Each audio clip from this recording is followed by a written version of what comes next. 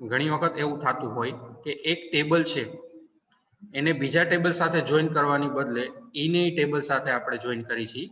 સચ kind of join operation is called self join. એવા ટેબલને આપણે શું કહેશું? સેલ્ફ જોઈન કરશું. ઇન શોર્ટ, એક ટેબલ છે એને ઈ જ ટેબલ સાથે આપણે જોઈન કરી છે. Join the table with it self. This is called self join. Inner join જેવું જ છે, પણ ઇનર જોઈનમાં અલગ અલગ ટેબલની આપણે કોલમ છે એ જોઈન કરતા હતા. અહીંયા આપણે શું કરશું? એક જ ટેબલની બે કોલમ છે એ જોઈન કરશું. ક્લિયર? અને ડિફરન્સ, બે ટેબલ વચ્ચે ડિફરન્સ ક્રિએટ રહે. Here two different copies of the same table open in memory. Clear? મેમરીની અંદર છે એ સેમ ટેબલની બે કોપી છે એ જનરેટ થશે. અને ડિફરન્સ ક્રિએટ કરવા માટે આપણે કઈ રીતે આપશું? એલિયાસ નેમ આપશું ટેબલનું. ક્લિયર? સિન્ટેક્સ એક્ઝામ્પલ જોઈ લઈએ. સિન્ટેક્સ આ રીતે રહેશે સેલ્ફ જોઈનની. Select column 1 comma column 2 up to column n from table then alias 1 comma table then alias 2. એક જ ટેબલ છે એનું અલગ અલગ આપણે બે એલિયાસ ક્રિએટ કરી છે. બરાબર? એટલે બે અલગ અલગ નામથી એ જ ટેબલની અલગ અલગ કોલમને આપણે એક્સેસ કરશું. વેર પછી condition. Clear? Select column name 1 column name 2 up to column name n from table alias 1 comma table alias 2 વેર પછી condition. Now consider the employee table given below having three columns: employee ID, name and manager ID. The following example use this employee table to show the use of self join. હવે એક table consider કરવાનું છે employ નામનું. એના ત્રણ field છે: employee ID, name અને manager ID. તમે જોઈ શકો છો આ રીતનું એમ્પ્લોય ટેબલ છે. એમ્પ્લોય આઈડી 1 to 5 છે. એમ્પ્લોયના નેમ આપેલા છે: પલક, ઝલક, પલક, તરલ એન્ડ સરળ. અને એનું મેનેજર આઈડી આપેલું છે. ઇટ મીન્સ કે આ જે એમ્પ્લોય છે એનું મેનેજર કોણ છે.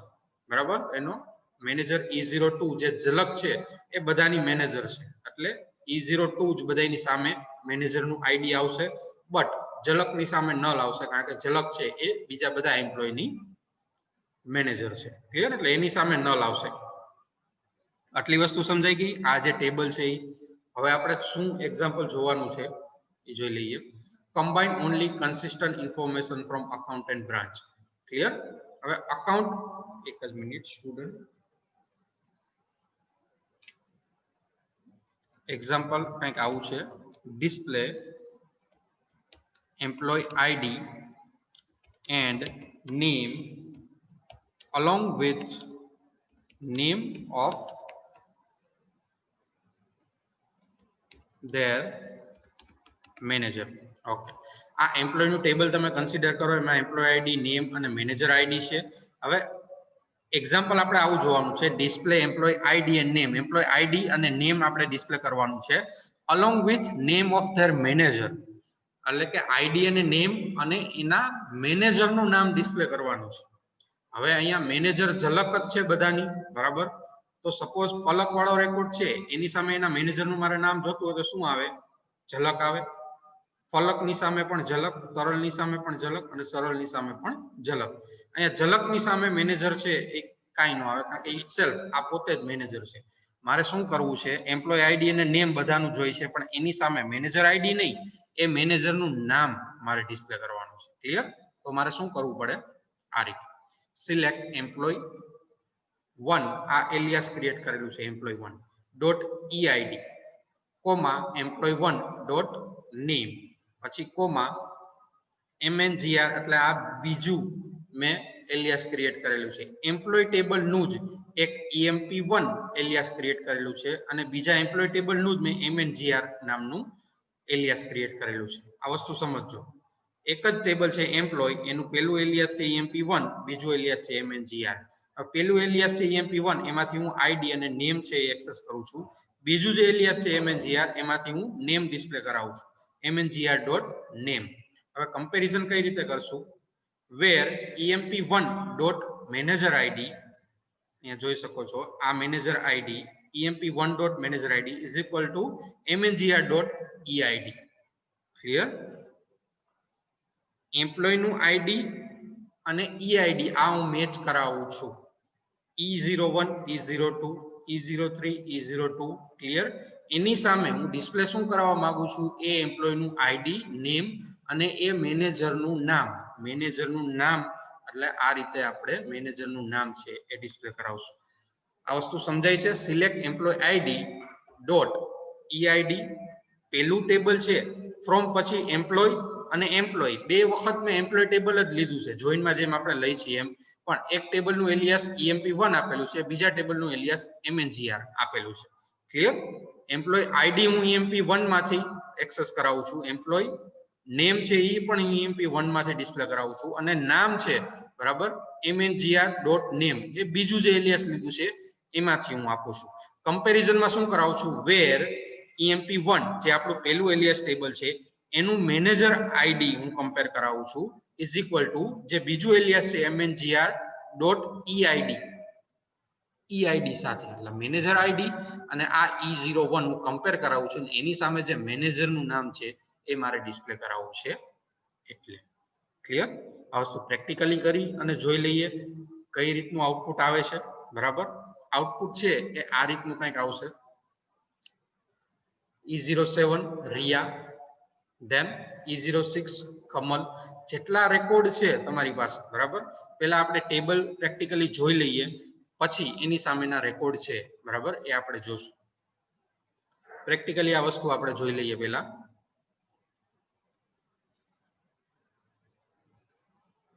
ઓકે, ટેબલ આપણે પહેલા સિલેક્ટ કરાવવું પડશે. Select star from EMP.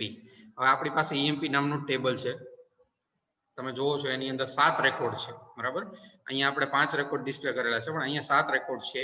E01, E02 અને જે E03 એમ્પ્લોય છે જીયા, એ બધાની મેનેજર છે, એટલે એની સામે એનું આઈડી છે મેનેજર આઈડી એ બ્લેન્ક આવશે. MNGR એ શેનું નામ છે, સોરી આખું નામ આપને જોશે એટલે ડિસ્ક્રાઇબ કરી લઉં પહેલા. ઓકે, અહીંયા મેનેજર અંડરસ્કોર આઈડી એવું નામ છે. ક્લિયર? એટલે આપણે શું જોઈએ છે, એમ્પ્લોય આઈડી, નેમ અને એની સામે એના મેનેજરનું નામ જોઈએ છે. એટલે રેકોર્ડ સપોઝ આ રીતે આવે E01 પલક, તો એની સામે એનું મેનેજરનું નામ જીયા આવવું જોઈએ. ક્લિયર? લાઇકવાઇઝ આ રીતે. સપોઝ E07 છે રિયા, તો એની સામે એનું મેનેજર કોણ, તો કે જીયા. E06 કમલ, તો એની સામે એનું મેનેજર કોણ, જીયા. આ રીતનું આપણે જોઈ છે, અને આ જ ક્વેરી છે પરફોર્મ કરવાની છે. ઓકે, તમે જોઈ શકો છો ક્વેરી સિલેક્ટ EMP1.EID, EMP1.name. તો આપણે એમાં ચેન્જીસ, કેટલો ચેન્જીસ કરવો પડશે કે અહીંયા એમ્પ્લોયની બદલે આપણે EMP એવું નામ આપવું પડશે, કારણ કે આપણી પાસે અહીંયા ટેબલની અંદર નામ શું છે, EMP છે. EMP1 એલિયાસ અને MNGR એ રેડી છે બરાબર. EID MNGR_ID આ બે નામય બરાબર છે બરાબર. આપણે ચેન્જીસ કેટલો કરવો પડશે, હું એન્ટર આપી દઉં છું, એરર આવશે બીકોઝ અહીંયા આપણું ટેબલનું નામ એમ્પ્લોયી નથી, મેઇન ટેબલ EMP છે. ઓકે, તો એ ચેન્જ કરી લઈશું એડિટ કરીને. EMP હું ED લખીશ બરાબર, એટલે આ રીતે નોટપેડ ઓપન થશે અને તમે ક્વેરી છે તમારી એડિટ કરી શકો છો.